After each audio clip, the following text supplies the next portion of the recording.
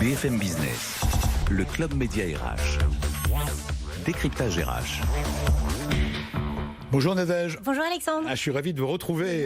La santé va bien, ça va mieux. Vous avez été. J'ai cru que j'avais le Covid. Voilà, mais vous en êtes sorti. Il n'y a plus de fièvre, tout va bien. Indemne. On est ravi de vous retrouver, ma chère Nadège. Alors, vous nous avez manqué. Alors, le principe avec Nadège, c'est si vous nous suivez, eh bien, elle parcourt en librairie tout ce qui sort, tout ce qui touche à notre sujet, le sujet RH, bien sûr. Et elle a découvert une petite pépite avec un auteur qui vient donc de publier. C'est sa première interview en télé. Comment réussir à se planter comment réussir à se planter en finir avec le fake. On connaît les fake news. Lui a inventé un nouveau mot, le fake management. On va en savoir plus dans quelques minutes. Et la question qu'il pose, vous allez me dire si c'est bien ça, on va la lui poser. L'humain est-il le problème ou la solution? L'œuf et la poule. On va en savoir plus dans quelques instants. Mais je vous laisse nous présenter Arnaud Tonnelet. Merci Alexandre. Bonjour Arnaud Tonnelet.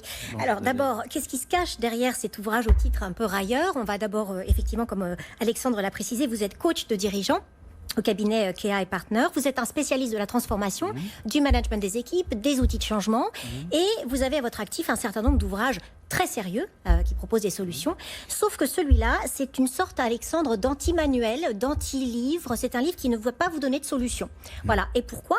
Parce que, nous dit l'auteur, aujourd'hui tout existe. Il suffit de regarder les méthodes, l'apprentissage, les outils. Beaucoup de choses existent pour peu qu'on sache regarder. Alors, c'est un ouvrage qui s'appuie sur une 60aine d'expériences que moi j'appelle d'historiettes parce qu'elles sont tirées du vécu de notre coach et qui s'adresse à une catégorie de population qu'on aime bien nous ici, qu'on aime bien aider parce qu'ils sont parfois un peu démunis, notamment mais pas que, aux managers intermédiaires. Vous savez, ces managers d'équipe qui sont pris en tenaille entre le top management qui a beaucoup d'exigences et d'ambition et puis cette équipe qu'il faut à la fois rendre heureuse et performante. Alors, on va entrer dans le cœur de cet ouvrage, au-delà de l'humour et du côté un peu railleur et provocateur du titre. Vous décrivez un certain nombre d'expériences patatras dans les entreprises. Pourquoi est-ce que finalement ça ne marche pas alors qu'on a tous les outils à disposition?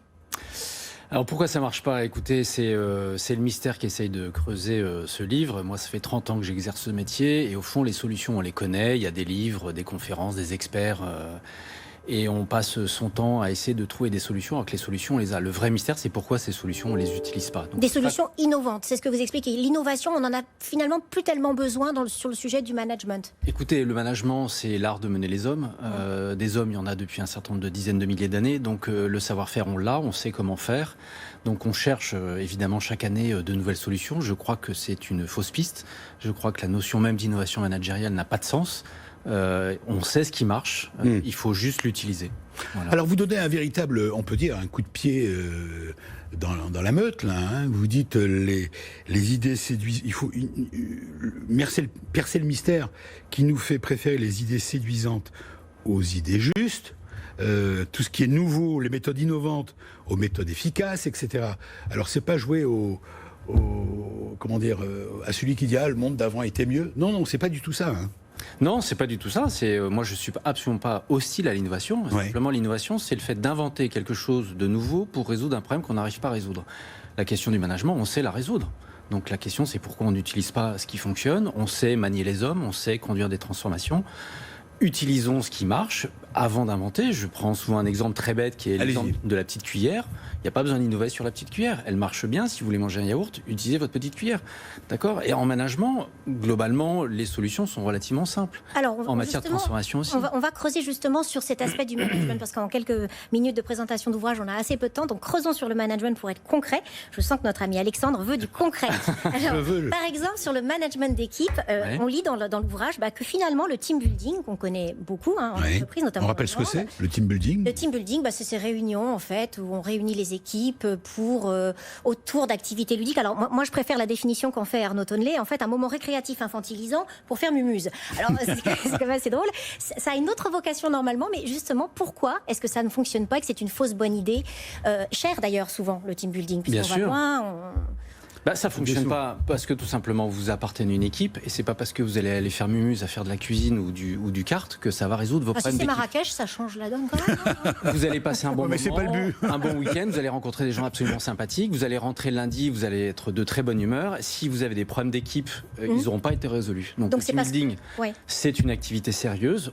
Que dans cette activité sérieuse, on ait de temps en temps des activités ludiques, oui, bien sûr, mais fondamentalement, c'est pas le but de l'opération. Oui. Donc ce que vous dites, c'est pas que du relationnel. Non. Ils sont souvent fondés sur que du relationnel. Non. Vous prenez une équipe sportive qui passe son temps à faire du team building. Qu'est-ce qu'ils font pour faire du team building? Ils jouent.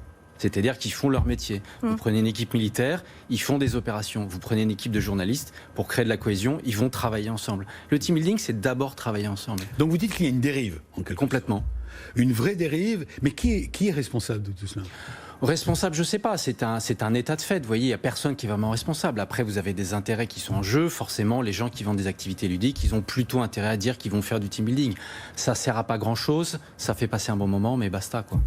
Alors, on apprend aussi une autre idée qui se voit un petit peu mise à mal. Le job du manager, quand vous êtes en cours ou en stage de management, on vous dit, vous, manager, vous devez motiver vos équipes. En fait, pas du tout. Pas du tout. Les sciences sociales, vous savez, moi je suis ici des sciences sociales. Les sciences sociales nous apprennent depuis au moins 4 décennies que la motivation est un levier interne. Donc vous n'avez pas besoin de motiver les gens. Les gens sont motivés quand ils arrivent au travail. Ce qu'on peut le mieux faire, c'est éviter de les démotiver. Donc le boulot du manager, c'est déjà d'éviter de démotiver, soutenir ses collaborateurs et sa motivation, il l'a. En coulisses, Arnaud Tonnelet me disait, ne les emmerdons pas et tout va très bien se passer. Le management, c'est l'art de ne pas emmerder les gens. Voilà. Moi, j'aime bien cette définition. Mais quand je dis que vous donnez un coup de pied dans la meute de foin, c'est réel. Alors, vous faites référence à David Graeber, c'est ça ? Un anthropologue. Absolument. Qui lui a défini, qui a introduit la notion de bullshit jobs. Oui. Bullshit jobs. Bullshit jobs. Alors qu'est-ce que c'est? David Graeber, qui est décédé il n'y a pas longtemps, anthropologue anglais, il a défini des bullshit jobs, c'est l'idée qu'on a depuis 30 ans développer toute une série de métiers dont même ceux qui les occupent ne savent pas à quoi ils servent. Et donc en fait, on a juste étendu cette notion de dire est-ce qu'on ne serait pas en train d'installer une espèce de bullshit management, c'est-à-dire toute une série de techniques et de modes managériales, en fait on ne sait pas à quoi ça sert, ça embête plutôt les gens, ça leur complique la tâche. Qui ne demandent pas grand-chose, quoi, finalement. Non. Les collaborateurs qui n'en demandent pas tant. Exactement, exactement. Ils en demandent pas tant. Vous voyez, le vieux débat leader-manager, qui occupe beaucoup la communauté à laquelle j'appartiens, la communauté coach. Oui. De mon point de vue, c'est un faux débat. On en parle beaucoup aujourd'hui, effectivement. On passe son temps à dire il faut des leaders. Vous savez, les gens, ce qu'ils demandent, c'est d'avoir un manager qui fasse bien son boulot, et c'est déjà pas mal.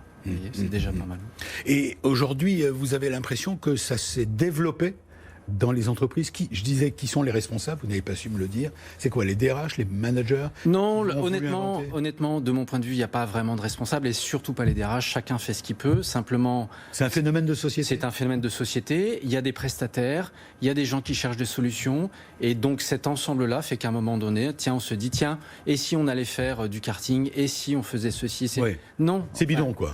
C'est un peu bidon. Voilà. Et alors, ce que vous appelez faire une cure de détox managérial. Ouais.